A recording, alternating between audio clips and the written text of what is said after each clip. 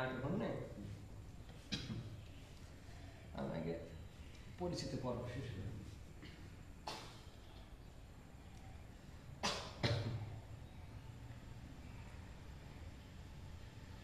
জয়গুরু বন্দে পুরুষোত্তম। সর্বপ্রথমেই এ যুগের কাণ্ডারী যুগ পুরুষোত্তম পরম প্রেমময় শ্রী শ্রী ঠাকুর অনুকূল চন্দ্রের চরণে আমার শত সহস্র কোটি প্রণাম। আজকের এই জীবন গল্পে আমাদের মাঝে আছেন আমাদের শ্রদ্ধেয় দাদা নিতাই সরকার মহোদয়। শ্রদ্ধেয় দাদার আজকে কিছু অজানা ঘটনা আমরা জানার চেষ্টা করব। আশা করি আপনারা আমাদের সঙ্গেই থাকবেন। জয় গুরু। দাদা কেমন আছেন? জয় গুরু। সর্বপ্রথম আমার আরাধ্য দেবতা প্রিয় পরম শ্রী শ্রী ঠাকুর অনুকূল চন্দ্রের রাঙা রাতুল চরণের শতকোটি প্রণাম। উপস্থিত এই জীবনের গল্প এই ভিডিওটা যারা দেখছেন তাদেরকে আমার অন্তরের অন্তরস্থল থেকে জানাই রাহান্ত জয় গুরু। আমি নিতাই সরকার। তো আমি ভালো আছি। আজকে আমার সদ্য দাদা অসিতদা তিনি আমাদের এখানে এসছেন, আমাদের গুরু ভাই সঙ্গভ্রাতা। তো প্রত্যেকটা মানুষের জীবনে কিছু না কিছু ঘটনা থেকেই যায় বা থাকে। তো সৎসঙ্গ আমরা গ্রহণ করেছি, গ্রহণ করার পরে কেমন আছি বা বিশেষ বিশেষ কিছু ঘটনা জানার জন্য বা জানানোর জন্য আমরা আজকে একসাথে হয়েছি। তো আপনার একেবারে সৎসঙ্গ জগতে প্রবেশের ঘটনা এবং জীবনের যে শুরুটা, কিভাবে সৎসঙ্গে আপনি আসলেন, বিশেষ করে আপনার পরিবার কিভাবে এসেছে, একেবারে শেকড় থেকে আমরা জানার চেষ্টা করি। জয় গুরু। জয় গুরু। তো প্রথমে একটা মজার ঘটনা না বললেই নয়। তো আমার ঋত্বিক দেবতা প্রয়াত বন্ধু বিশ্বাস, তো এখন থেকে আনুমানিক 28 থেকে 29 বছর আগে আমি দীক্ষা গ্রহণ করেছি। তো আসলে দীক্ষা শব্দটা কি আমি কিন্তু তখন বুঝতাম না। তো যখন আমার ঋত্বিক দেবতা রামায়ণ গান করার পরে আমাদের বাড়িতেই উনি রাত্রে ছিলেন, তো সকালবেলা উঠে দীক্ষা হচ্ছে অনেকেরই। তা আমি তখন ছোটো, তো তা আমি আমাকে বাড়ির থেকে আর কি দীক্ষা নেওয়ার কথা কেউ ওইভাবে মানে দিতে আগ্রহী নয়। তা আমি দেখছি যে সবাই যে ভিতরে কী জন্য করছে, তো আমাকে নেচ্ছে না কেন। তা আমি খুব কান্নাকাটি করছি। আচ্ছা। আমি খুবই কান্নাকাটি করছি। এক পর্যায়ে কান্নাকাটি করার পরে আমার ঋত্বিক দেবতা প্রয়াত বন্ধু বিশ্বাস তিনি আমার বাবাকে নাম ধরে বললে, নির্মল তোর ছেলেকে নিয়ে আয়, ওরেও নাম দিতে হবে, ও যদি কিছু করতে না পারেও তোরা করে দিবি, তাতেই হবে। আসলে কৃপা মানে তো করিয়ে পাওয়া, পরম দয়ালের ইচ্ছা থাকলে সবই হয়। তো সেই দীক্ষা নেওয়ার পরে আমরা বিশেষ করে আমি প্রার্থনাটা করতাম না, ইষ্টভীতিটা কাটায় কাটায় ওই সেই আমল থেকে এই পর্যন্ত ইষ্টভীতিটা কিন্তু চলে। এই চলতে চলতে এক সময় আমি মোটর ডিপার্টমেন্টে গাড়ি জগতে ছিলাম, আমার নিজস্ব একটা প্রাইভেট কার ছিল।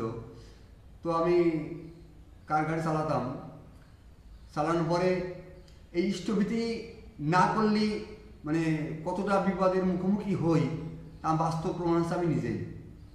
আমাকে যদি ঠাকুরের কথা কেউ এসে বলে তখন আমি বুঝি, কিন্তু আমার বাস্তব জীবনে ঠাকুরকে ধরে যে ঘটনাগুলো ঘটে গেছে তাই এর উদাহরণস্বরূপ হচ্ছে আমি নিজেই। আমাদের পার্শ্ববর্তী জেলা যশোর জেলা পাহাড়ে সম্ভবত সাতক্ষীরার ভিতরে পাটকেলঘাটা গ্রাম। তো ওই জায়গায় আমি একটা রিজার্ভ ভাড়ায় গেছি বৃহস্পতিবার দিন। বৃহস্পতিবার দিন যাওয়ার পরে আমার প্রাইভেট কার নিয়ে, তাই ওনারা বলতেছে যে আপনি আজকে থাকবেন, কালকে আপনি যাবেন, আমাকে 500 টাকা ভাড়া বেশি দেবে। তো আমি সেইভাবে আসি। পরের দিনকে যে শুক্রবার, আমার সেটা স্মরণে নাই। না থাকার পরে আমি ওই দিন ঘুম থেকে উঠলাম, হাত মুখ দিয়ে ফ্রেশে ডিম ভাজা, মুসুরির ডাল আর ভাত। আমি কিন্তু ইষ্টভীতি করিনি। আর ওই দিন কিন্তু শুক্রবার তাও কিন্তু আমার মনে নেই। এক জায়গায় গেছি, তো ওখানে খাওয়া দাওয়া করে যথাসময় ওই প্যাসেঞ্জারকে নিয়ে আমি কালীগঞ্জ চলে এসেছি। কালীগঞ্জ আসার পর আমি কিন্তু ভালোভাবে চলে এসেছি, আমার কিন্তু কোনো সমস্যা হয়নি, আমার গাড়িটা ভালো হয়। আমি কালীগঞ্জে গাড়িটা থুয়ে বাড়িতে গেছি। বাড়ি যাওয়ার পর দুপুরে খাওয়া দাওয়া করে আমি বিকালে আমি আমার গাড়ির কাছে এসেছি কালীগঞ্জে।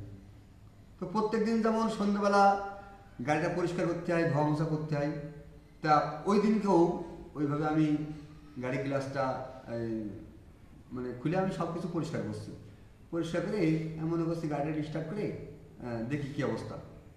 তো গাড়িটা যে আমি সেলফ মারিছি তখন ঝম করে আমার গাড়ির সামনে বনাটে আগুন ধরে গেছে।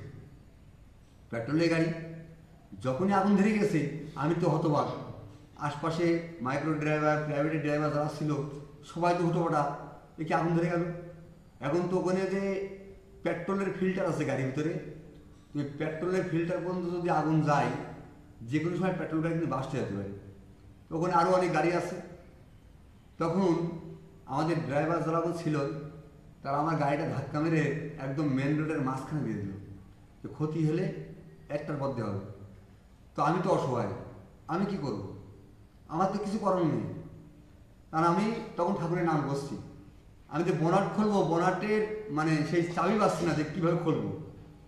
এক পর্যায়ে বোনাটও খুললাম, খুলে দেখি ব্যাটারি যে তার, ওই তার পর্যন্ত আগুনটা আসছে। তো ওই তারটা খুলতে গেলেও একটা সিলারেন্স অথবা প্লাস প্রয়োজন হয়। তো পরম দয়ালের কি ইচ্ছা, আমি ঠাকুরের নাম করে হাত দিয়ে টান দিলাম, তাই তারের মানে নাট বেরিয়ে চলে এসেছিল। বেরিয়ে চলে আসার পর আগুনটা কিন্তু ওই পর্যন্তই থেমে গেল।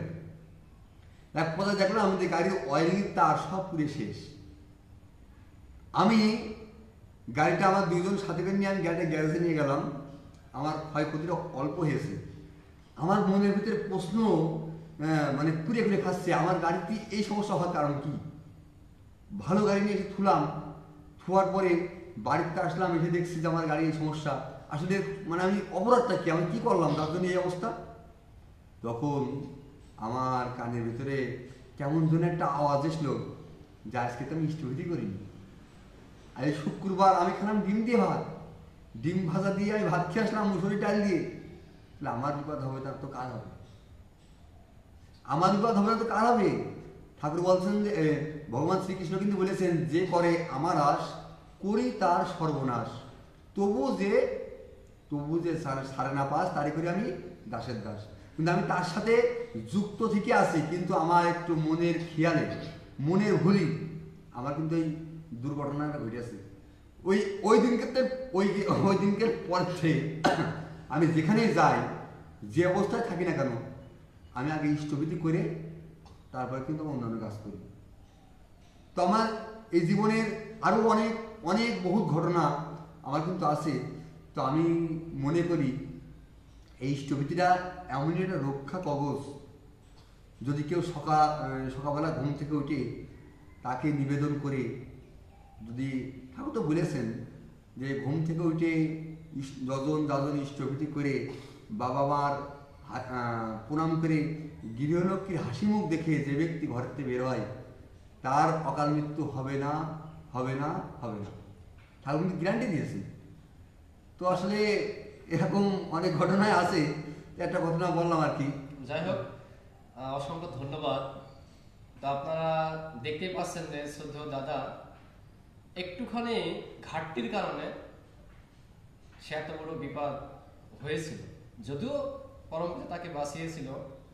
তো দেখেন, এই বর্তমান সময়ে প্রত্যেকটা মানুষের জীবনে একজন আদর্শ থাকতে হয়, প্রত্যেকটা মানুষের জীবনে কিন্তু বস থাকতে হয়, এটা নেতা, একজন লিডার থাকতে হয়। তা ঠাকুর বলছেন যে মানুষের জীবনে ফার্স্ট অ্যান্ড ফরমোস্ট, অর্থাৎ প্রথম এবং প্রধান একজনকে রাখতে হয়। তার শ্রদ্ধেয় দাদা, আপনি তো বাংলাদেশের বিভিন্ন প্রান্তে ঘুরে বেড়ান, ইষ্টের কাজ করেন, এই যে সংসার ধর্ম, এক কথায় এই বর্তমান সময়ে মানুষের টাকার পেছনে ছুটতে এমন অবস্থা হয়ে গিয়েছে যে মানুষ কিন্তু সংসার ছেড়ে ধর্ম করতে চায় না দাদা, এটা বাস্তব কথা। তো আপনি সেটার মাঝেও পরিবারের সদস্যকে সময় দিয়ে এই ধর্মকর্ম কিভাবে করে বেড়ান, সম্ভব কি, সম্ভব কিভাবে হয় আপনার? জয়গুরু, আমার দাদার কথার উপরে বিশেষ করে একটা কথা আমার এখনই মনে পড়ছে। ঠাকুর অনুকূল চন্দ্র কিন্তু বলেছেন, তুমি তোমার নিজ পরিবার, দশ দেশ, গোটা বিশ্বের জন্য একমাত্র তুমি দেয়।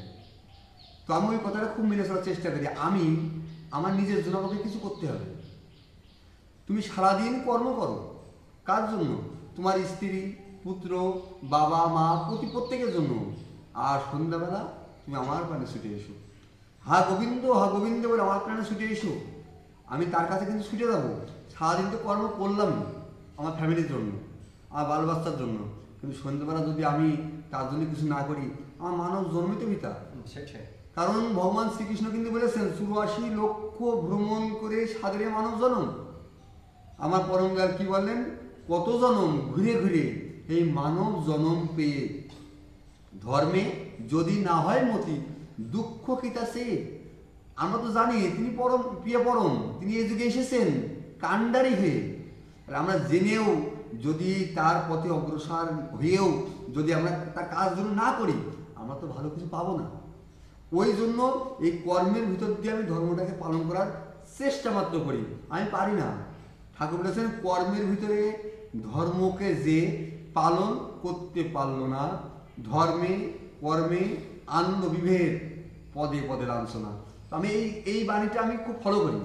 আমি কর্মের ভিতর দিয়েই আমি ধর্মটাকে পালন করার চেষ্টা করি। শুনেন, সংসারে অনেক রকম অশান্তি থাকবে। ঠাকুর বলেছেন, সংসারে অনেক রকমের জুজু থাকে, জুজু। ওদের ভয়ে পালালে কি চলে? জয় লাভতে হলে সাঁতার শিখতে হয়। তো আমরা সেই কৌশল পরম দয়াল আমাদেরকে দিয়ে করায় নেন, তিনি আমাকে দিয়ে এগুলো করায় নেন।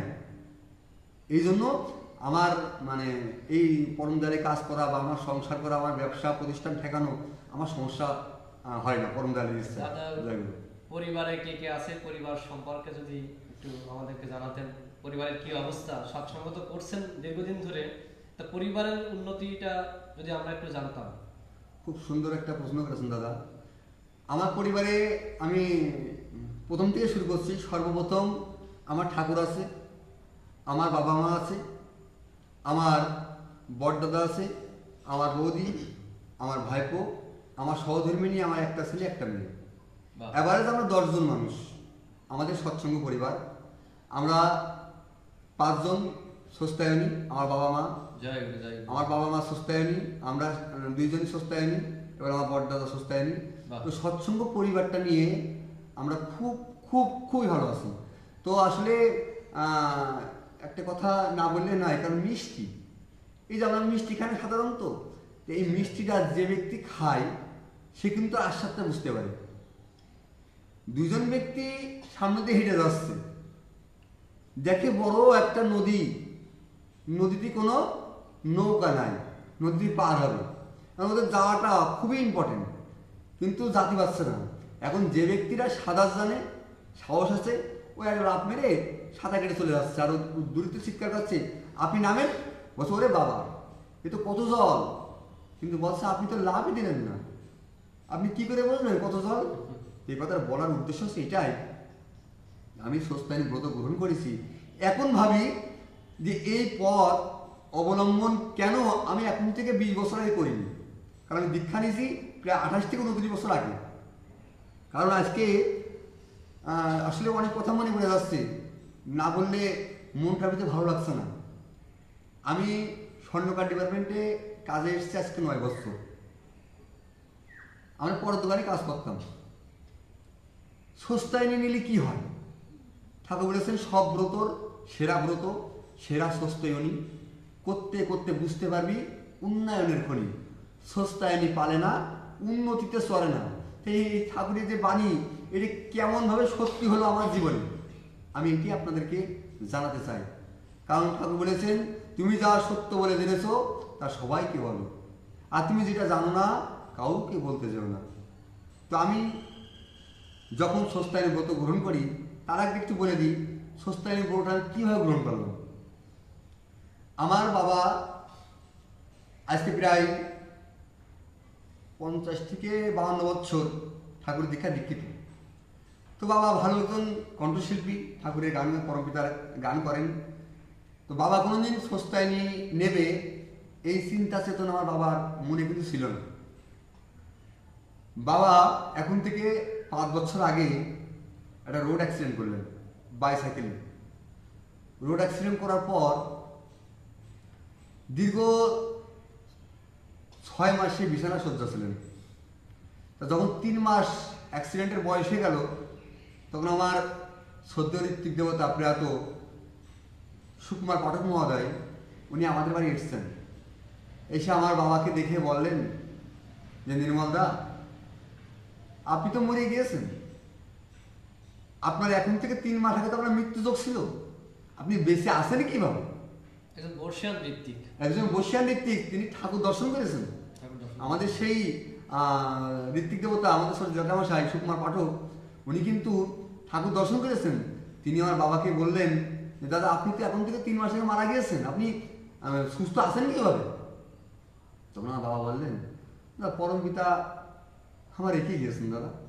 এই কথাটা যখন আমার কানে এসলো তখন আমি বললাম আমার বাবাকে, আমি আমার বড়দা আনন্দ সরকার, আমি বললাম যে বাবা, তুমি আজকে সৎসঙ্গ গ্রহণ করেছো প্রায় 50 বছর, তো এখন তুমি সস্তায়নীটা গ্রহণ করলে না, তোমার বয়স 70, আর কিছুদিন পরে তুমি যাওয়া মারা, তুমি যখন মারা যাবা পরম দয়াল তোমাদের যদি প্রশ্ন করে, হেরে নির্মল, তুই তো বিভিন্ন জায়গায় বিভিন্ন প্রান্তে আমার গান করে বেড়াস, আমার গুণগান করে বেড়াস, কিন্তু আমার যে একটা 5টা স্তম্ভ দেওয়া রয়েছে, যজন যাজন ইষ্টভীতি আর সস্তায়নী সদাচার, যদি সস্তায়নী মহান ব্রতরা তুই গ্রহণ করলি নে, তুই এই ব্রতরা তো গ্রহণ করলি নে, তাহলে তুই আমার আদর্শটা কতটুকু তুই মানবি? তখন তুমি এই প্রশ্নের উত্তর তুমি কি দেবা? বাবা, তুমি যদি আজকে ওই অ্যাক্সিডেন্টে মারা যেতে, আজকে কয়দিন হতো? আমার বাবা বলছে 3 মাস। তাহলে তুমি ভাবো না বাবা, ঠাকুর বলেছেন যে দাদা, কত জনম এলেন আর গেলেন, এ জনমটা নাই গরিব বাহনকেই দেন। কত জনম এলেন আর গেলেন, এ জনমটা নাই গরিব বাহনকেই দেন। তা বাবা, তুমি তো বেশি আসো, সুস্থ আসো, তুমি মাংস খাও না, পেঁয়াজ রসুন খাও না, ডিম খাও না, খাও তো শুধু মাছ, ওইটা একটা ত্যাগ করো, সস্তানে মহান ব্রত তুমি গ্রহণ করো বাবা। তখন আমার বাবা আমাকে বলে, আচ্ছা ঠিক আছে, তোমাদের কথা শুনলাম, তোমরা সস্তানি দেওয়ার ব্যবস্থা করো। আমার সদ্য ঋত্বিক দেবতা সভাপতি ঋত্বিক বাবু দীনেশ ভট্টাচার্য, হ্যাঁ, তাকে আমি ফোন দিলাম, যে উনি বললেন যে পরের দিনকেই সস্তানি হবে, উনি আমার বাড়িতে চলে আসলেন। আমার বাবার আর মার সস্তানি হচ্ছে, আমি ভিতরেই 8,000 ভিতরে ছিলাম। যখনই আমার সস্তানি মন্ত্রগুলো উচ্চারণ করছে তখন আমার জ্যাঠামশাই বলছেন, রোগ শোক গ্রহদোষ, রোগ শোক আর গ্রহদোষ এই সকল হইতে মোরে মুক্ত করো। তখন আমি যেটারে বললাম, যেটা এই মন্ত্রটা আরেকবার উচ্চারণ করেন। তখন উনি আবার বললেন, রোগ শোক আর গ্রহদোষ এই সকল হইতে মোরে মুক্ত করো। আমি বললাম, রোগ একটা দেহের, মানুষের দেহের জন্য, শোক আপনজন যদি আমাদের মাঝ থেকে চলে যায় সেটা শোক, শুভ কাজ হচ্ছে না, যে কাজ করতে যাচ্ছি বাধা, সেটা হচ্ছে গ্রহদোষ। এই 3টের হাত থেকে যদি আমি মুক্তি পাতে পারি এক সস্তায়নী ব্রত গ্রহণ করে, আমি কেন আমি ব্রত গ্রহণ করবো না? তখন আমি যেটাকে বললাম, যেটা সস্তায়নী আমি নেবো, আমাকে আপনি সস্তায়নী দেন। বলছে, তুমি কি ভেবে বলছো? তুমি কি ভেবে বলছো? যে হ্যাঁ, আমি ভেবে বলছি, আমাকে সস্তায়নী দেন। তখন বলছে, তুমি আর একটু ভেবে, আর একটু ভাবো। তখন আমি তাকে উত্তর দিলাম, যেটা আমার প্রিয় পরমের পুণ্যে যে পুঁথি, পুণ্য পুঁথি ভাববাণীতে বলছেন, সারি সারি বললে কি আর সারা যায় রে, কাটবি তো এক কোপে। আমি আজকের থেকে মাছ মাংস পেঁয়াজ রসুন আমিষ জাতীয় খাবার সব বর্জন করলাম, আমি আজকের থেকে আর খাবো না, খাবো না, খাবো না। ওই দিন ক্ষেত্রে সস্তায় নিয়ে আজকে আমি 5টি বৎসর আমি পরম দয়ালের এইভাবে আমি কতটুকু কাজ করতে পারছি আমি জানি না, আমি নিজে একজন খাঁটি মানুষ হওয়ার চেষ্টা করছি, প্রিয় পরমের একজন কর্মী হওয়ার চেষ্টা মাত্র আছি। মানে চেষ্টায় আছে আর কি, কর্মী হওয়ার জন্য। তো যে কথাটা আমি তখন বলতে পারলাম না, এই সস্তায়নী ব্রত গ্রহণ করে আমার উন্নতি জীবনে কি হয়েছে। শুনে আমরা একটু বলেন। সস্তায়নী গ্রহণ করার 3 মাস পরে আমি লকডাউন পড়ে গেল। লকডাউন পড়ে যাওয়ার পর আমাদের দোকানের যিনি মহাজন, করোনার ভিতরে তখন আমার হচ্ছে যে মোটামুটি দিনটা আমাদের খুব একটা ভালো যাচ্ছে না, যেহেতু আমরা 2 ভাই প্রতি সপ্তাহে 8,000 টাকা ইনকাম করি। তা 8,000 টাকা ইনকাম করলে 10 জনের সংসারে আপনারা ভাবুন যে কতটুকু পরিমাণ সঞ্চয় হয় আর কতটুকু পরিমাণে বা যে সফলতা আসে। তো যখন মাসকে মাস আমরা বাড়ি বসে থাকতে লাগলাম, তখন কিছু কিছু জায়গায় টাইম দিয়েছে 2 ঘন্টা করে দোকানপাট খোলা থাকতো, কিন্তু আমরা এমন একটা কাজ করি, স্বর্ণকারের কাজ, এখানে 2 ঘন্টা কাজ করে কিন্তু কোনো কিছু হবে না। তখন আমার মনে এসলো, প্রিয় পরম আমার মাথায় ঢুকায় দিলেন যে যা তুই কিছু একটা কর্ম কর, তুই মার্কেট কর। তখন আমি কি করলাম, আমার বড়দাকে বললাম, বড়দা আমাদের সংসার বড় হয়েছে, বাচ্চা কাচ্চা হয়েছে, আমাদের উন্নতির দিকে যেতে হবে, আমাদের পাশাপাশি ব্যবসা করতে হবে। তখন বড়দা বলছে কী করতে চাচ্ছিস? তাই বললাম যে আমি মার্কেট করবো, আমি মার্কেটে বিভিন্ন জায়গায় ডেলিভারি দিয়ে আসবো, তাতে যা হবে আমাদের সংসারটা ভালো চলে যাবে। বড়দা এক দোকানদারের সাথে যোগাযোগ করলেন, তিনি আমার দোকান জাতি বললেন, তখন থেকে তিনি আমার জিনিসপত্র দিলেন, যাকে বলা হয় নাকের তার। এই নাকের তারটা বিভিন্ন দোকানে আমি এনে পৌঁছে দিয়ে আসি এবং ওর থেকে একটা বেনিফিট পাই। তো আমি এইভাবে দীর্ঘ 4টে মাস প্রতি থাকলাম উনারটা নিয়ে, পরেরটা নিয়ে। খুলনা ফুলতলা আমার খুব কাছের একজন মানুষ, ওনার নাম হচ্ছে যে কৃষ্ণ, হ্যাঁ ওনার নাম কৃষ্ণদা। উনি আমাকে বলছেন, দাদা আপনি একটা ঠাকুরের একজন ভক্ত মানুষ, আমি আপনাকে একটা কথা বলি, যদি ভেবে দেখবেন। বলেন দাদা। বলছে আপনারা যদি 2 ভাই, তো এক ভাই আপনার দোকানে যদি আপনারা মাল বানান, নাকেরটা বানান, আর এক ভাই যদি মার্কেট করেন, তাহলে আপনাদের জীবনে অনেক পরিবর্তন আসবে। আপনাদের কোনো রিস্ক নেই, কারণ আপনারা নিজেরা বেচবেন, কোনো বাকি যোগী দেওয়া লাগবে না, ঝামেলা করুন। কারণ দাদা এখনো করতে গেলে তো অনেক টাকা পয়সার ব্যাপার। বলে টাকা কিন্তু ভূতি যুগায় দাদা, টাকা ভূতি যুগাবে, আপনি চেষ্টা করেন টাকা ধরে যাবে। ওই যে ঠাকুর তো নিজে আসেন না, তিনি মাধ্যম দিয়ে পাঠান, এই বুদ্ধি পরামর্শ তিনি নিজে আসেন না, তিনি আমার জুড়ে আছে একাল সেকাল সবকালে, আমার ধরো হয় তখনই ভক্তিতে প্রাণ দিলে ঢেলে। তো যখন দাদা কথাটা বললেন, আমার কথাটা কিন্তু খুব মাথায় টনক দিল। আমি বাজারে আসলাম, আমার বড়দার সাথে বিষয়টা শেয়ার করলাম। আমার বড়দা প্রথমে রাজি হয়নি, পরে যে বলছে ঠিক আছে। আপনাদের আমি বলে বোঝাতে পারবো না যে 2 মাসের ভিতরে আমরা দোকান পেয়ে গেছি, 2 মাসের ভিতরে দোকান পেয়ে গেছি। যেখানে 2 লক্ষ টাকা লাগে একটা দোকান পজিশন নিতে, আমরা সামান্যতম 30,000 টাকা দোকান পাইছি। মানে যদি বলা যায় শূন্য থেকে শুরু, এবং সেখান থেকে একটা বিশাল পাওয়া, মানে আপনাদের জন্য বিশাল পাওয়া। আমাদের জন্য আসলে কি বলবো, বিশালের বিশাল। তিনি হচ্ছে অসীম, তিনি হচ্ছে মহাসমুদ্র। সেখান থেকে আমরা 1 ঘটি মাত্র নিয়েছি, তিনি আমাদের দিয়েছেন, আমরা নিয়েছি না তার কাছে। তিনি আমাদের বলেছেন তুমি নেও, ঠাকুর তো বলেছেন কি চাস, সব খরচরে সাজানো আছে, যেটা হয় না সেটাও হয়। অগাধ বিশ্বাস চাই, বিশ্বাস করো, যা চাও তাই হবে। আমরা শুরু করলাম, শুরু করার পরে আজকে এই দোকানের বয়স 5টা বছর। আমার দোকানে এখন 10 জন লোক আছে। আমরা 10 জন লোকের 10টা লোকের সংসার কিন্তু আমাদের দোকান থেকে চলে। বিশাল ব্যাপার। আমার উন্নতি হয়নি। তার মানে দাদা এখানে দেখা যাচ্ছে যে আমরা অনেকে বলি দাদা একটু অনুষ্ঠানে আসেন, একটু ধর্মকর্ম করেন, অনেকে কিন্তু আসতে চায়, বলে যে আমার বিভিন্ন কাজকর্ম আছে, ব্যবসা বাণিজ্য আছে, অনেকেই বলে যে আমার চাকরি বাকরি আছে। তো দেখেন আপনার জীবনে প্রথমে কিন্তু ভগবানকে ধরে, ঠাকুর অনুকূল চন্দ্রকে ধরে, ওই এককে ধরে কিন্তু এত কিছু হয়েছে।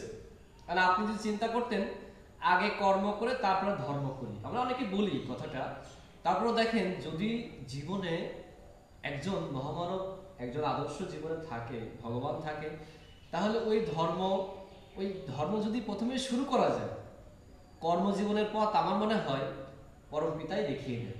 আপনার যে গল্পে, আপনার যে ঘটনায় যেটা ফুটে উঠেছে, একদম এটাই কি? একদম একদম। হ্যাঁ বলেন, তারপরে কি হলো? তারপরে এইভাবে ধরেন আজকে 5টি বছর আমাদের দোকানের বয়স হয়ে গেল।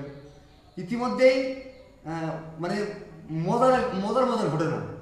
তা আমার বড়টা কিন্তু ঠাকুরের অনেক বই পুস্তক পড়ে, অনেক শাস্ত্র নিয়ে কম বেশি পড়াশুনো করে, কিন্তু এই সোস্তানিটা কিন্তু আমার আগে তার হওয়ার কথা ছিল, কিন্তু সে হয়নি। তিনি হয়তো চায়নি, তাই কিন্তু হয়নি। পরবর্তীতে আমার বড়টা বলছে যদি মরার আগের দিনও সস্তায় নিয়ে যায় তা আমি সস্তায় নেব। জয় গুরু, জয় গুরু। আমার সেই বড়টা এখন থেকে 4 মাস আগে তিনিও সস্তায় নিয়েছেন। জয় গুরু, জয় গুরু। এবং এই সস্তানি নেওয়ার পরে এখন আমরা যে কতটা ভালো আছি, ব্যবসায়িক দিক থেকে আমরা ভালো আছি, আমরা সাংসারিক দিক থেকে খুব ভালো আছি। এবং কিছুদিন আগে আমার সহধর্মিনী সস্তানি হয়ে গেল। মানে আমার জীবনে যতটুকু পরিমাণ ঘাত প্রতিঘাত ছিল, প্রথমে তো সস্তানিটা আমি নিজে নিয়েছি, আমার সহধর্মিনী 4.5 বছর পরে যে সস্তানি নিল। আপনারা তো জানেন যে একটা স্বামী স্ত্রী যদি সস্তানি না নেয়, সেই ক্ষেত্রে একটা পুরুষের জন্য কতটা লজ্জার এবং কতটা কষ্টের। অনেক জায়গায় অনেক অনেক মানুষের প্রশ্নের মুখোমুখি কিন্তু আমাকে হতে হয় বা হয়েছি, সঠিক। কিন্তু সে থেকে আমার পরম দয়াল আমাকে বাঁচিয়েছেন। আচ্ছা, অনেক ক্ষেত্রে দেখা যায় যে অনেক ঋত্বিকদেরও, যদিও এটা অনলাইনে যাবে আলোচনাগুলো, অনেক ঋত্বিকদেরও তার স্ত্রীরা সস্তা নিতে চায় না। এটা আমাদের জন্য কতটা আসলেই দুর্ভাগ্য যে আমরা কেন বুঝতে পারছি না আসলে কি জন্য এগুলো হয়।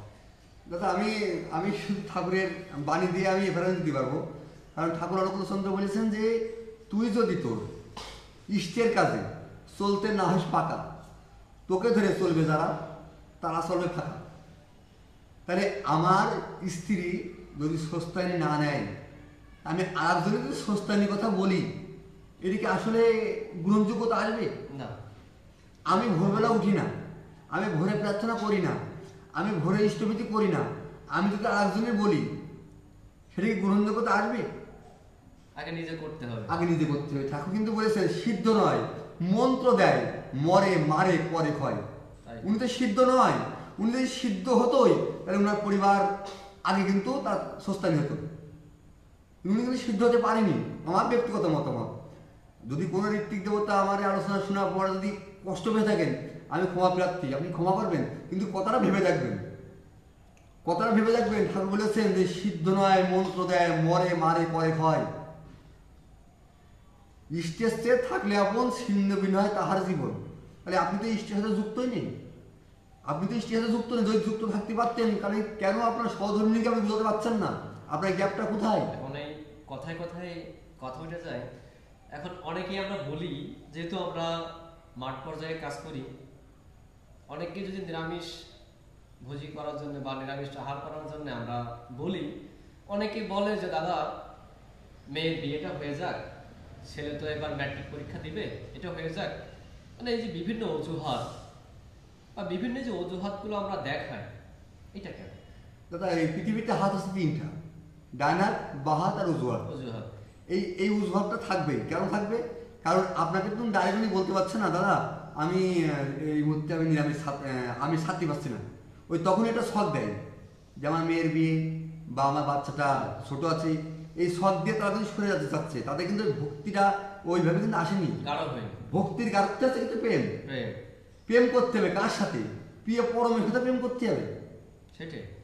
তিনি আমার রক্ষা করবেন, তিনি আসলে রক্ষা করার জন্য যে কৌশলগুলো সব কিন্তু তিনি আমার মাতার মস্তিষ্ক দিয়ে দিয়েছেন। কারণ কোটি কোটি তার আছে এই মেমোরিতে, এই একটা তাদের লিখে যায় আমি শেষ। তাহলে আমি যদি কিছু না করি তাহলে তিনি কিছু দিবে? কখনোই না। না করে যে পেতে চায় দুঃখ তার পিছে দেয়, ঠাকুর তো বলেছেন। তাহলে আপনি করবেন না, আপনি পাওয়ার আশা করবেন, তাহলে তো হবে না। কারণ এটা গানেতে বলছে এক কানা কয় আর এক কানা রে চলো যাই ভব পারি, নিজে কানা পথ চেনে না। তা আমি কানা, আমি আর একটা কানা কি করে পথ দেখাবো? তাই তো।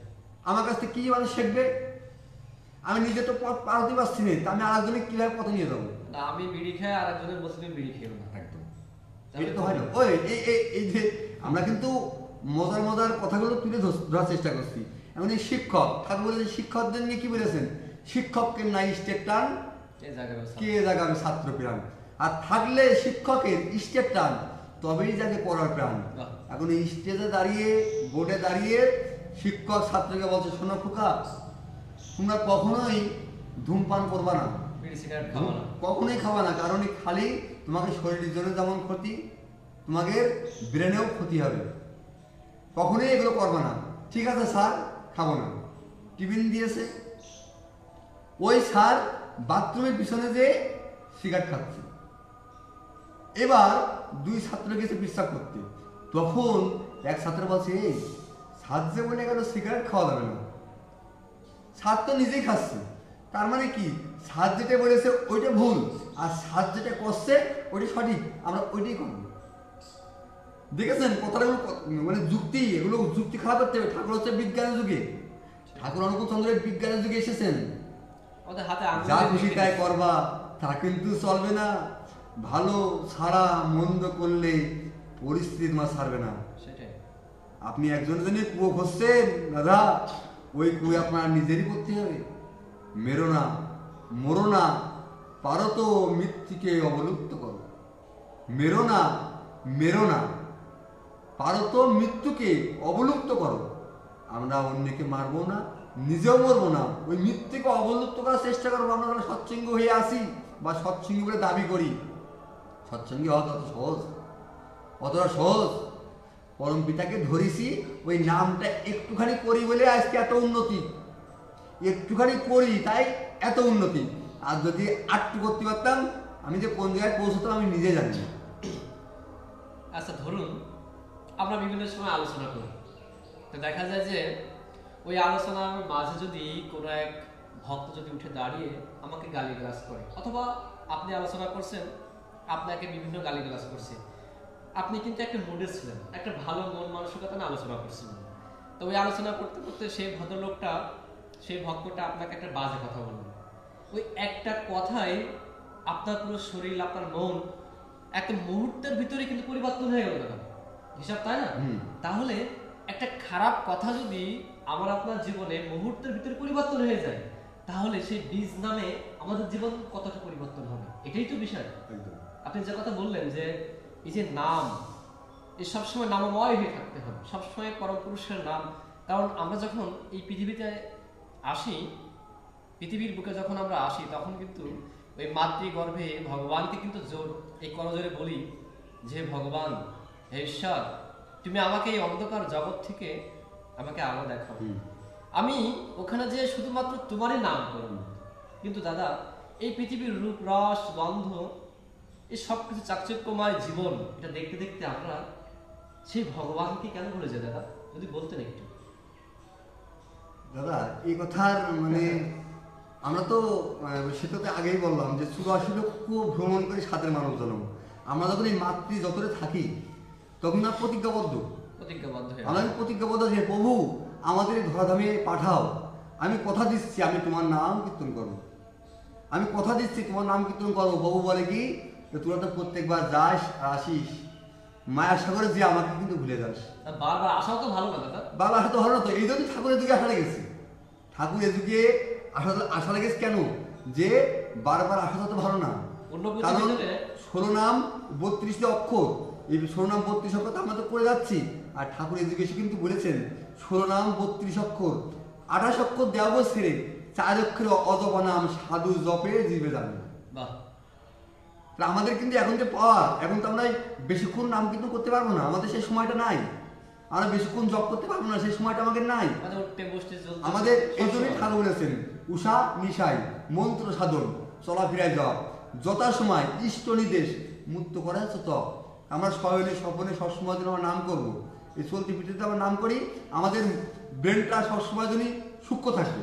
ছোটবেলায় দেখতেন যে একটা ফসলের ক্ষেতে বছরে হয়তো একটাই ফসল উঠেছে, সেটা যদি ধানের ক্ষেত হয়, সেটা যদি কোনো তরকারি ক্ষেত হয়, দেখা যাচ্ছে সারা বছর জুড়ে ওই একটাই ফসল হতো। আর এখন কি হচ্ছে, ওইটা তো ৩-৪টা আছে সিজনে সিজনে, ওর ভেতরেও আরো কিছু মানুষ চেষ্টা করছে। হুম, এই বিজ্ঞানের যুগে ওই বসে থাকা তো সময় নেই, কারণ জীবন খুব সংক্ষিপ্ত, তাই তো দাদা? একদম একদম। এই সংক্ষিপ্ত জীবনে যদি সবসময় তার নাম ধাম না করতে পারি, তাহলে তো এই জীবন ব্যর্থ হয়ে যাবে। তো এটা ঠাকুরের কাছে তো এক ভদ্রলোক প্রশ্ন করছেন যে ঠাকুর, আমার বয়স 81 বছর, তা আপনার এই শিষ্যরা আমাকে দীক্ষা নেওয়ার কথা বলে, আমার এখন 81 বছর বয়সে আমি দীক্ষা নিয়ে আমি কি করবো?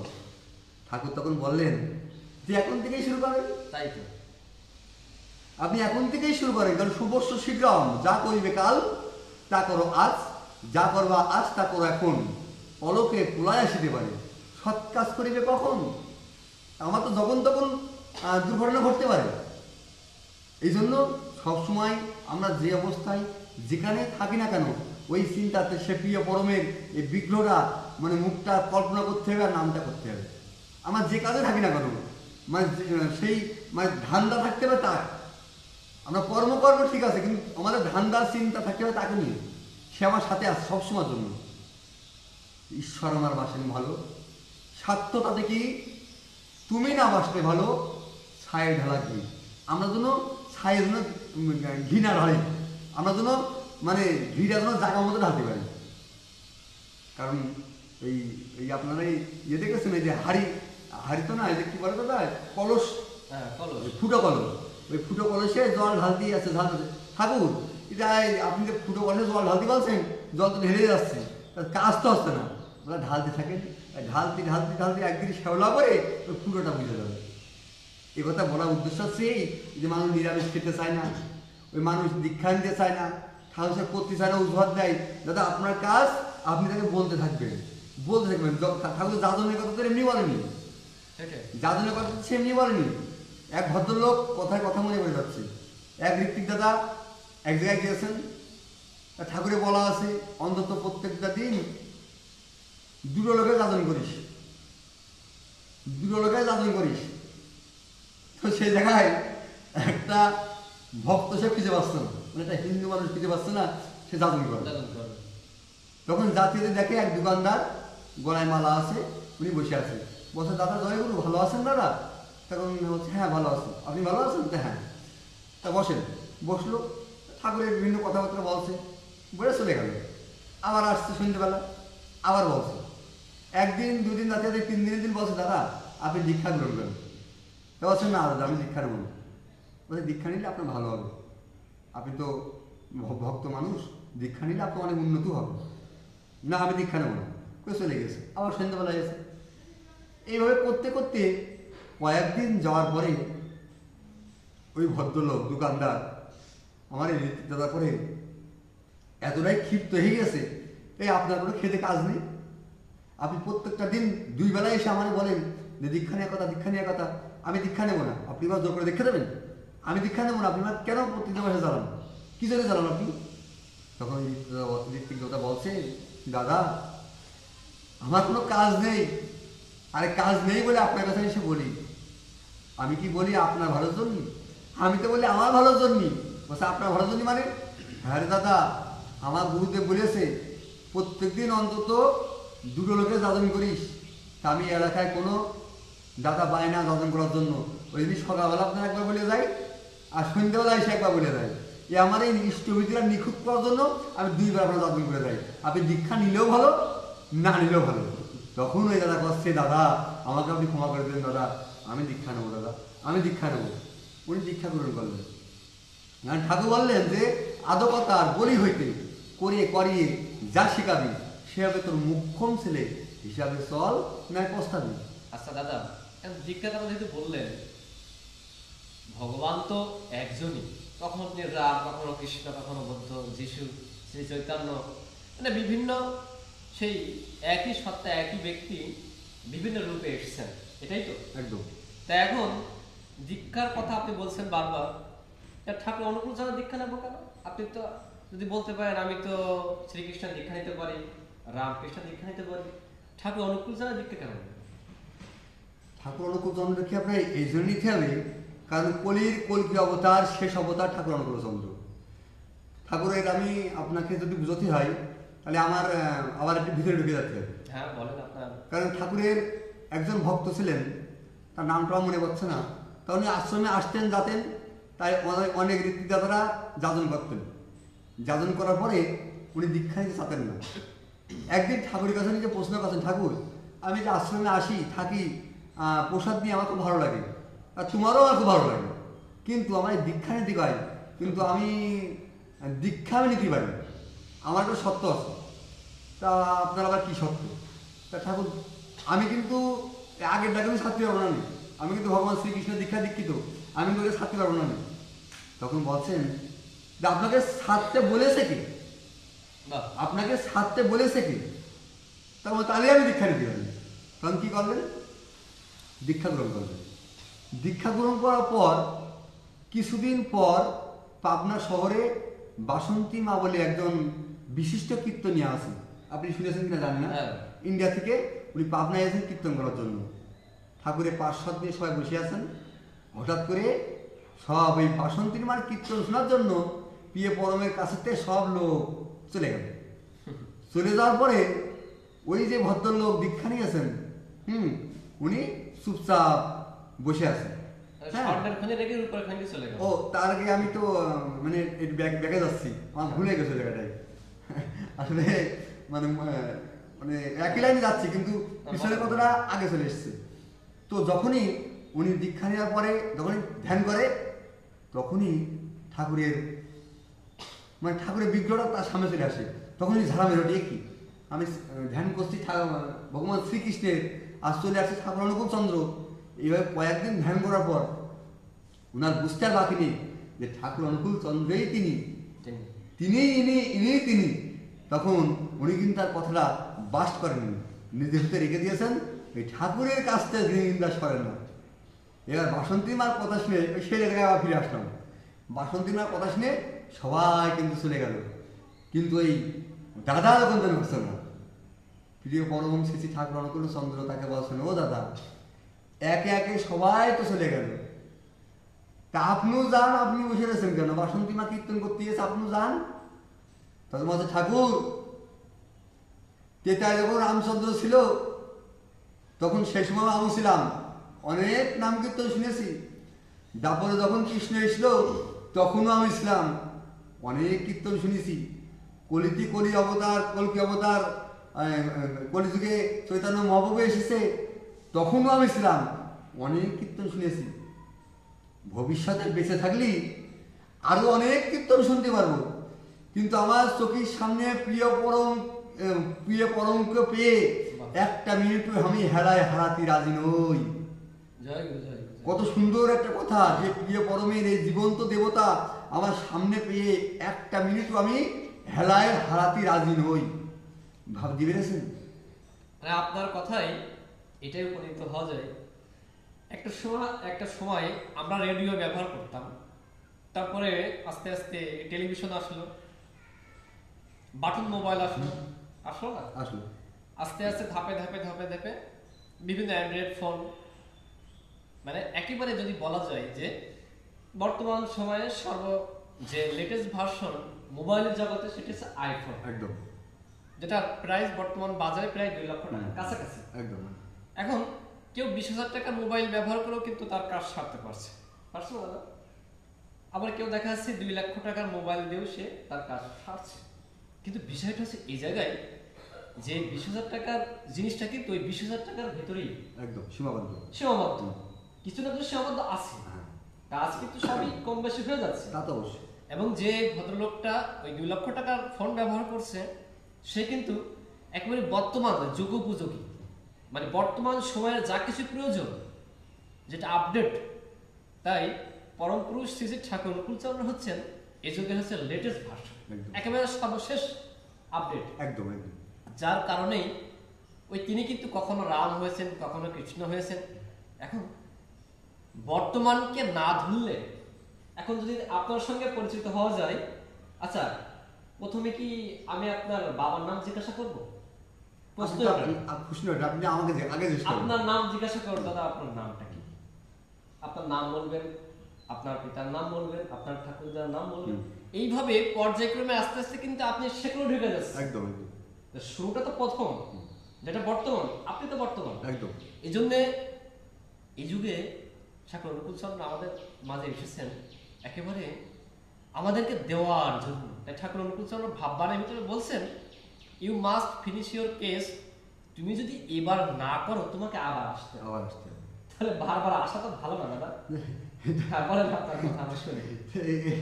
আমাদের প্রিয় পরমের একজন, তাকে যে আমরা মানবো না, তাকে যে আমরা ধরবো না, তিনি অতীত বর্তমান ভূত ভবিষ্যৎ তিনি সব একবার দেখতে পান। তিনি অতীত বর্তমান ভূত ভবিষ্যৎ তিনি একবার দেখতে পান। যখনই এই ভদ্রলোক জেনেছেন তিনি এই সব তিনি একবার দেখতে পান, তখন কিন্তু এই ভদ্রলোকের মনে জিজ্ঞাসা হয়েছে যে তাহলে ঠাকুর তো সব যখন জানে অতীত বর্তমান, তাহলে অতীতে আমি কি ছিলাম? ঠাকুর তো নিশ্চয় যাবে, তিনি অন্তর্যামী ভগবান। অবশ্যই। তখন ঠাকুর কাছে প্রশ্ন করছে, ঠাকুর আপনি তো অন্তর্যামী ভগবান, আপনি তো সবই জানেন, তা আপনি বলুন আমি পূর্বে জন্মে কি ছিলাম? আমি পূর্বে জন্মে কি ছিলাম? তখন ঠাকুর বললেন, দাদা পূর্বে জন্মের কথা আপনার শুনে কাজ নেই, আপনি এই জন্মে পরম পিতাকে পেয়েছেন, আপনি এইভাবে কাজ করে যাবেন, তাতে আপনার ভালো হবে, ভালো হবে। না ঠাকুর আপনি বলেন। হেমকবি মুখোপাধ্যায়, হ্যাঁ হেমকবি মুখোপাধ্যায়। তখন একথা বলা পরে হেমদা বলছে, না ঠাকুর আপনি বলেন। তা বলছে, দাদা এই জন্মে তো আপনি পরম পিতাকে পেয়েছেন, আপনি কাজ করেন। তখন হেমদা কিন্তু আর ওই বেশি কথা বললেন না, চলে গেলেন। যে উনি জানতে পারলেন যে তিব্বতের গোয়ায় সেই মনি ঋষিরা থাকেন, সে বালারা থাকেন, তাদের কাছ থেকে অতিথির কথাগুলো জানার চেষ্টা করবে, সে অতিথি কী ছিলেন, পূর্বে জন্মে সে কী ছিলেন। সকালবেলা ঘুম থেকে উঠে প্রিয় পরমের কাছে প্রণাম করতে এসছে। ঠাকুর আপনি তো বললেন না, তা আমি পূর্বে জন্মে কী ছিলাম আমি জানতে যাচ্ছি। তা কোথায় যাচ্ছেন দাদা? তা আমি ওই তিব্বতের গোয়ায় যাচ্ছি, ওখানে ওরা জানিয়ে শুনেছি, ওরা বলতে পারে। বলছে তাই? কয়ে প্রণাম করে ঠাকুর আমি আসলাম, চলে যাচ্ছে। তখন ঠাকুর বলছেন, ও হেমদা শোনেন। হ্যাঁ ঠাকুর বলেন। তা বলছি এই জন্মে পরম পিতাকে পেয়েছেন, তা আপনারও যাওয়া লাগবে না, পরম পিতাকে কাজ করেন। না ঠাকুর আপনি তো বললেন না, আপনি চলে গেলাম, আমি চলে যাচ্ছি। ও হেমদা বলছে আপনাকে শুনতেই হবে, আপনি পূর্বজন্মে কি ছিলেন, তা আপনি বললেন কই? আপনার শুনতে হবে। হ্যাঁ ঠাকুর আপনি বলেন, আপনি না বলেন আমি যাবো। ও দাদা ওই পূর্বের জন্মের কথা বাদ দেন, তা আপনার এ জন্মের কথা কিছু মনে আছে? উনি তো নাসর বান্দা, ওনার তো মানে সেই যাওয়ার জন্য প্রস্তুত। এখন বিষয় আছে পূর্বের জীবনের ঘটনা যদি বলো, সে তো আসলে বুঝতে পারবে না কিছু। না, এজন্য বর্তমান দিকে আসছে। আপনি পূর্বের জন্মের কথা বাদ দেন, আপনার এ জন্মের কথা কিছু মনে আছে? তখন কথা বলছেন। তো বলছি এখন থেকে 18 বছর আগে আপনার একটা বন্ধুর বিয়েতে আপনি গেছিলেন, যাওয়ার পরে একটা ঘরে একটা মা তার ছোট্ট শিশুকে নিয়ে বুকের ইস্কন পান করাচ্ছিলেন, আপনি নিজেকে কন্ট্রোল না করতে পেরে তার সতীত্ব হরণ করিলেন, মনে পড়ে দাদা? তখন ওনার মানে গা ঘামা শুরু হয়ে গেছে অলরেডি, আর পূর্বের জন্মের কথা মানে খেয়াল নাই, গা ঘামছে। ও দাদা এখন থেকে 12 বছর আগে একটা বাচ্চার অন্নপ্রাশনে আপনি গেছিলেন, একটা মা ঘরের ভিতরে একটা একাকী ঘরে ছিল, আপনি নিজেকে কন্ট্রোল না করতে পেরে তার সতীত্ব হরণ করিলেন, মনে পড়ে দাদা? তখন বলছেন, ঠাকুর আমি যে পূর্বের জন্মে কি ছিলাম আর এ জন্মেতে কেন আমি লম্পট হয়েছি আমার আর জানতে বাকি নেই, দয়াল তুমি আমাকে ক্ষমা করে দাও, ক্ষমা করে দাও, দয়াল ক্ষমা করে দাও। তিনি কয়েকবার ক্ষমা চেয়ে তার স্মরণে বললেন। তিনি অতীত বর্তমান ভূত ভবিষ্যৎ সব দেখতে পান। কি মনে করেন উনি কিছু জানে না? উনি সব জানে। প্রিয় পরম কি ছবি? তিনি কি ছবি? আমার কাছে তিনি ছবি নয়, আমি জীবন্ত দেবতা। তা আমার সদ্য ঋত্বিক দেবতা ডক্টর রবীন্দ্রনাথ সরকার একটা তার আলোচনা শুনিলাম, উত্তরবঙ্গের ভক্তরা বলে আমার ঠাকুর মাটি ঠাকুর নয়, মাটি ঠাকুর কয় না কথা, আমার ঠাকুর কয়। আমার ঠাকুর মাটির ঠাকুর নয়, মাটির ঠাকুর কয় না কথা, আমার ঠাকুর কয়। তিনি জীবন্ত দেবতা, এদিকে তিনি এসেছেন, তিনি উদ্ধারকর্তা, তিনি মধুসূদন, তিনি অকুলের কাণ্ডারী, তিনি আমার প্রিয় পরম শ্রী ঠাকুর অনুকূল চন্দ্র। তাকে ধরে আমার জীবনটা সার্থক, আমি কেন তাকে ধরবো না? আমি কেন তাকে ধরবো না? ঠাকুর বলেছেন যে আমি যা দিয়ে গেলাম তোরা যদি একটু ঢেউ দিয়ে চলিস 10,000 বৎসরের ভিতরে কোনো মহামানবের আবির্ভাব হওয়া লাগবে না, কেবল 137 বৎসর। তাই দেখেন কি পরিমাণ ভক্ত। শোনেন, সব কিছুর ভিতরে সমস্যা থাকবেই। যেখানে রাম সেখানে রাবণ, যেখানে কৃষ্ণ সেখানে কংস, যেখানে ভগবান সেখানে শয়তান থাকবেই। এড়িয়ে ভেবে লাভ করে পজিটিভ বিপরীত নেগেটিভ থাকবেই। আলোর পাশেই অন্ধকার, অন্ধকারের পাশেই কিন্তু আলো।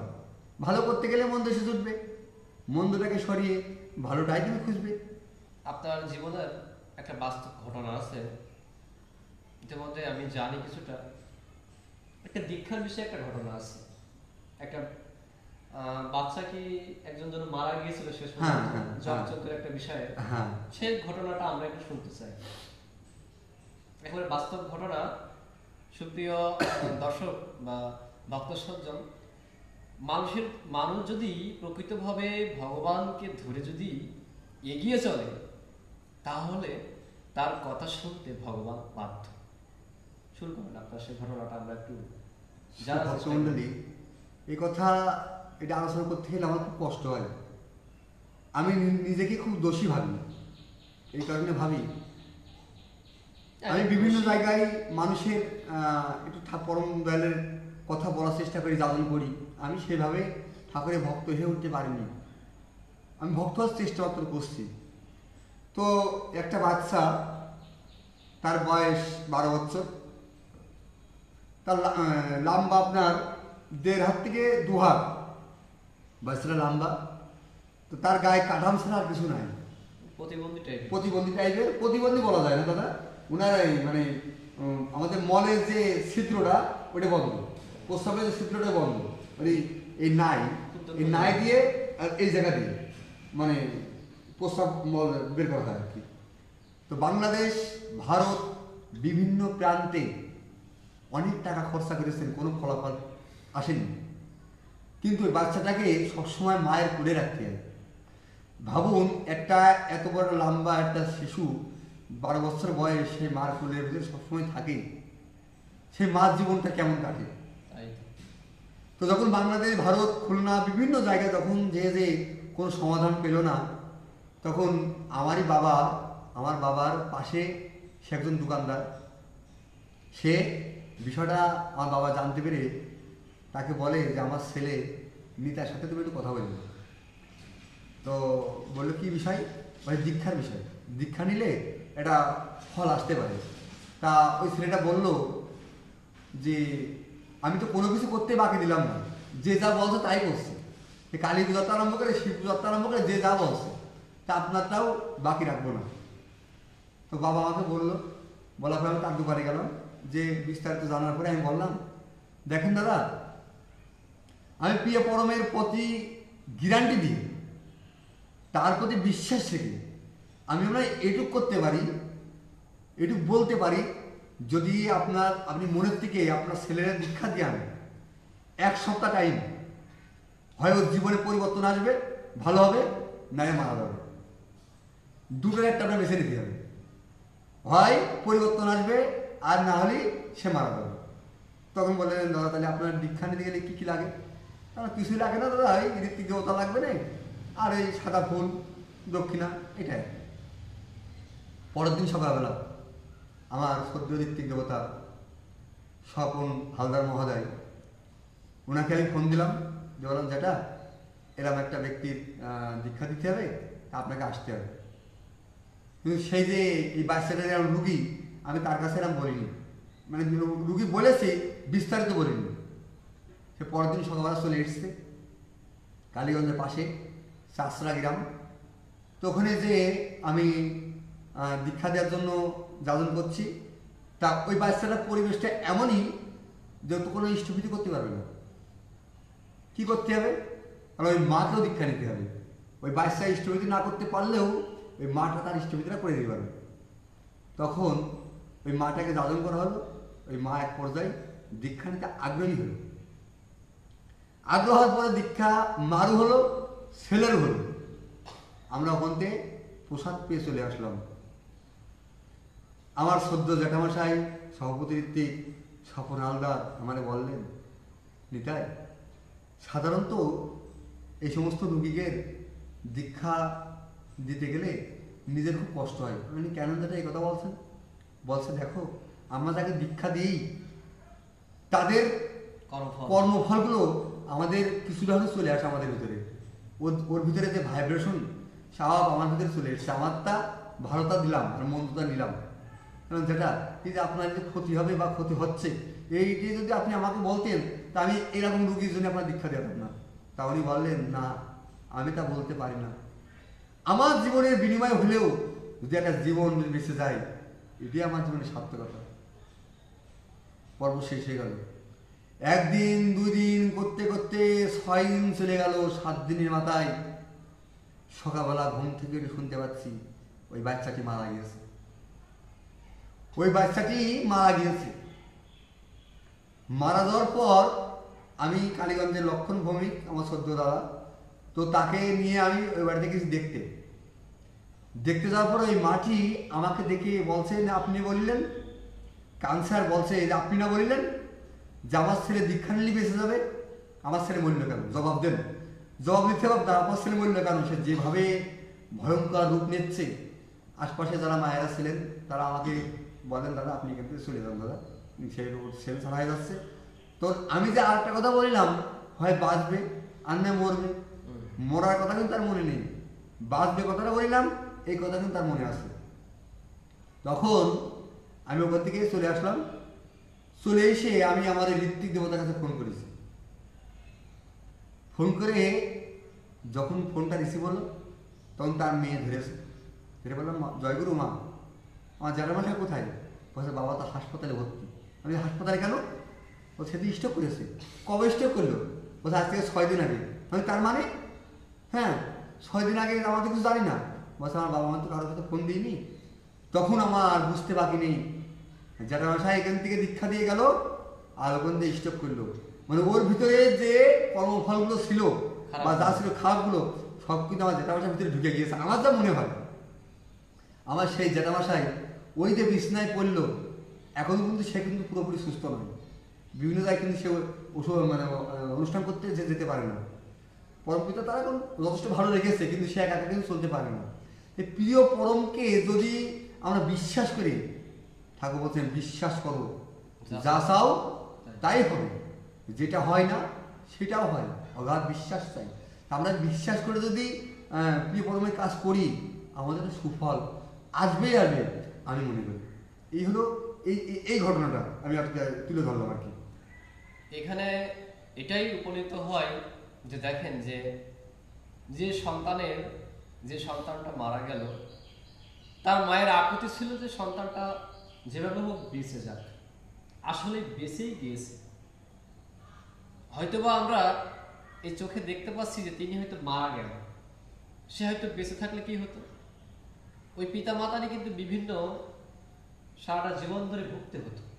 যেটা এই কথাটা যদিও বলা ঠিক নয়, যদি আমরা আবেগ না দিয়ে বাস্তবে চিন্তা করি, হয়তো ওই পিতা মাতা ওই পুরো পরিবারটাকে সারাটা জীবন ধরে কিন্তু। আরেকটা কথা না বললে নয়, পরবর্তীতে কিন্তু 2 বছর পর তার কিন্তু আরেকটা সন্তান হয়েছে। জয়গুরু জয়গুরু। খুবই পরবর্তীতে আরেকটা সন্তানও হয়েছে, এবং সেই সন্তানটা ভালো আছে। খুব ভালো, খুব ভালো। এই যে ঘটনাটা আমরা একেবারে বাস্তব ঘটনা জানলাম, এই ঘটনা থেকে আমরা একটা মেসেজই আমরা পাই যে দেখেন, যে ভগবানকে ধরলে ভালো কিছুই হয়। ওই তাৎক্ষণিকভাবে যে সন্তানটা মারা গেল, হয়তোবা ওই সন্তানটা হয়তো ঘুরে ফিরে আবার এসেছে। একদম একদম। কারণ ওই যে কি বলে, একবার প্রতিবন্ধী বা একটা বিকারগ্রস্ত সন্তান কোনো পিতামাতাই কিন্তু চায় না সেই সন্তানটা চলে যেয়ে, সেই সন্তানটা যদি আবার যদি সেই মায়ের গর্ভে থেকে যদি আবার এই পৃথিবীতে আসে, এটাই কিন্তু সবচেয়ে ভালো দিক। তো যাই হোক, তো বর্তমান সময়ে দাদা আমরা তো প্রায় একেবারেই শেষ প্রান্তের কাছাকাছি চলে আসছি। বর্তমান যারা কর্মী সৎসঙ্গের, তাদের আপনার কি মানে বর্তমান যারা কর্মী, যারা কাজ করছে ফিল্ড পর্যায়ে, মাঠ পর্যায়ে, তাদের সম্পর্কে আপনার যদি কিছু সাজেশন বা মন্তব্য করতেন? আমি সাজেশনটা দিতে পারবো না কাউকে, অনুরোধ। তবে আমি অনুরোধ করতে পারি যারা প্রিয় পরমকে ধরে আছেন তার কাজ করার জন্য এগিয়ে যান এবং নিজেকে তৈরি করেন। বাহ, আপনি যখন নিজেকে তৈরি করবেন, সুখ আর দুঃখ আপন দুটি ভাই, আপনার দুটোকে নিয়ে আপনার নিতে হবে। আপনি সবসময় আনন্দ উল্লাস নেবেন, দুঃখটা আপনি নেবেন না তা কিন্তু নয়। তাই তো। সবসময়ের জন্য ঠাকুরকে নিয়ে চলার চেষ্টা করেন, ঠাকুরের নীতি আদর্শ একটু একটু, পুরোপুরি না। যখন আপনি পুরোপুরি ঠাকুরের আদর্শ আপনি মেনে চলবেন তখন আপনি ঠাকুর হয়ে গেছেন। জয় গুরু। যখন আপনি পুরোপুরি ঠাকুরের সব কিছু মেনে চলবেন তখন আপনি ঠাকুর হয়ে গেছেন, তখন আপনার সে ধরাভাবে রাখবেন না, না, তখন সে আপনার তার কাছে নিয়ে যাবে। অর্থাৎ আপনি অল্প করবেন, মোটে না করার থেকে একটু করা ভালো। একটু একটু করে আপনি এগিয়ে যান, প্রিয় পরম আপনার মঙ্গল করবে করবে করবে, এটা আমার বিশ্বাসের কথা বললাম। দাদা বলেন বলেন। একটা সময় আমরা কেউই থাকবো না, প্রকৃতপক্ষে তো আমরা আছি, কিন্তু এই শরীরে থাকবো না। হ্যাঁ। যে আজকের যে আপনার যে জীবন গল্প, আপনার যে ঘটনা, বিভিন্ন ঘটনা তো আসলে শেষ হয় না, আসলে। কিছু মাত্র তুলে ধরার আমরা চেষ্টা করলাম সবে মাত্র। তো একটা সময় আপনি থাকবেন না, আপনার শরীর কিন্তু থাকবে না, আপনি থাকবেন, আপনার শরীর থাকবে না। তো আপনি যখন থাকবেন না, আপনার এই যে গল্প, এই যে ঘটনা কিন্তু বছরের পর বছর, যুগের পর যুগ কিন্তু থেকে যাবে। আপনার জীবনে এমন কি কথা আছে যেটা হয়তো কখনো কাউকে বলা হয়নি, বা আপনি সৎসঙ্গী গুরু ভাইদের উদ্দেশ্যে কি বলতে চান এক কথায়? এটা বলেই আমরা আজকের অনুষ্ঠান শেষ করব। জয় গুরু। আজকে আজকে যখন আমরা এখানে সবাই এসছি, আমি কিন্তু সর্বপ্রথম আমার বাবাকে দিয়ে কিন্তু শুরু করছিলাম। কথাগুলো কিন্তু আমার বাবা বলেন, বলেছি কিন্তু আমার বাবার কথা আমি। জয় গুরু। তো এমন একদিন আমার মেয়ে, আমার ছেলে, আমার ভাইপো, তারা কিন্তু প্রিয় পরমের একজন পাকা কর্মী হবে, আমার বিশ্বাস। জয় গুরু। জয় গুরু। এটা আমার বিশ্বাস, কারণ আমার বাবা ঠাকুরকে ধরে আজকে আমাদের দুইজনের মতন, আমাদের দুই ভাই একজন আদর্শ কর্মী পেয়েছে আমি মনে করি। নিজে করে গর্ব করছে না, ঠাকুর বলেছেন গর্ব করো পরম পিতাকে নিয়ে। পরম পিতার কর্মী হওয়ার আমরা চেষ্টা করছি আমরা দুই ভাই। নিজের উদাহরণ যদি কারণ মঙ্গল হয় সেটা বলা ভালো। আর নিজের উদাহরণে কারো যদি মঙ্গল হয় সেটাও ভালো। আমি মনে করি আমার মানে ছেলে মেয়ে মানে পরম পিতারই সন্তান তারা, এবং আমার একটা ভাইপো, তারা পরম পিতার সন্তান। তারা পরম পিতা তাকে যে আমাদের মাধ্যম দিয়ে তারা তাদেরকে নিয়ে এসছে। আমি চেষ্টা করব তাদেরকে পরম পিতার কাজেই যুক্ত রাখার জন্য, যাতে আমাদের থেকেও মানে খুবই স্পিরিটি পরম দেয়ালের কাজ দ্বারা তারা করতে পারে। পরম দেয়ালের কাজ করতে করতে তাদের নিজেকে প্রতিষ্ঠিত করতে পারে। কারণ কেউ যদি বলে যে আমি পরম দেয়ালের প্রচার করছি, আমি মনে করবো আমার ব্যক্তিগত মতামত এটা ভুল। তাকে প্রচার করার আমরা কেউ না, তিনি তো অসীম, তিনি প্রচার হয়ে আছে, তাকে আমরা কি প্রতিষ্ঠিত করবো? তাই তো। তিনি তো প্রতিষ্ঠিত হয়ে আছে, তাকে ধরে আমরা নিজেকে প্রতিষ্ঠিত করছি, আমরা নিজে প্রতিষ্ঠিত হচ্ছি। খালি তাকে আমরা বেশি বেশি করে ধরার চেষ্টা করব।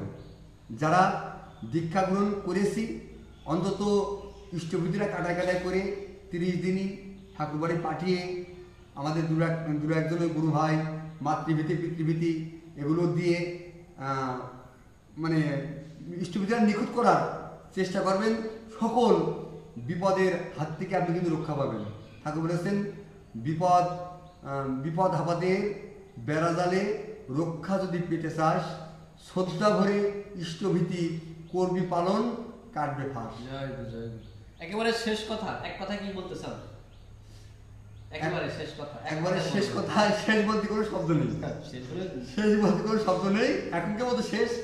আমি সবার কাছে প্রার্থনা চেয়ে নিচ্ছি, আপনারা আমার জন্য প্রার্থনা করবেন যেন আমি এইভাবেই এর থেকে ভালোভাবে প্রিয় পরমের কাজ করতে পারি, নিজেকে প্রতিষ্ঠিত করতে পারি পরম দয়ালকে ধরে, আর অন্যকে যেন উৎসাহটা জাগাতে পারি, এবং আপনারা প্রত্যেকে সুস্থভাবে জীবনযাপন করেন। সবার সার্বিক মঙ্গল কামনা করে আমার আলোচনা এখানেই বিরতি রাখছি। জয় গুরু, বন্দে পুরুষোত্তমম, বন্দে পুরুষোত্তমম, বন্দে পুরুষোত্তমম। শ্রদ্ধেয় দাদাকে অসংখ্য ধন্যবাদ। আজকের এই জীবন গল্পে শ্রদ্ধেয় দাদাকে আমরা পেয়েছি, যিনি বাংলাদেশের বিভিন্ন প্রান্তে প্রান্তে ঘুরে ঘুরে তিনি কর্মের মাঝে ধর্ম করেন। এটি হচ্ছে বড় কথা। তো যারা যেখান থেকে শুনছেন এবং দেখছেন, সবার কাছে একটাই অনুরোধ, এ যুগের পরম পুরুষোত্তম শ্রী শ্রী ঠাকুর অনুকূল চন্দ্র আমাদের মাঝে এসেছেন, কোরআন এনেছেন। কারণ ভোর হয়েছে, এখন সূর্য কিন্তু উঠেছে, এখন দরজার কাছেই কিন্তু সূর্যের আলো কোরআন এনেছে।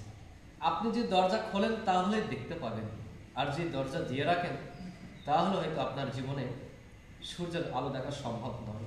সবাই ভালো থাকবেন, সুস্থ থাকবেন, এবং প্রত্যেকটা ব্যক্তি, সেই কথায় আবার বলতে হয়, একজন আদর্শ মানুষের জীবনে থাকতে হয়, একটা খুঁটি থাকতে হয়। ওই শক্ত খুঁটিটাকে ধরে আপনি আমাদের সবার জীবনটাই যেন আমরা অতিবাহিত করতে পারি। এই বলেই আজকে আমাদের আলোচনা এখানে শেষ হচ্ছে। সবাই ভালো থাকবেন।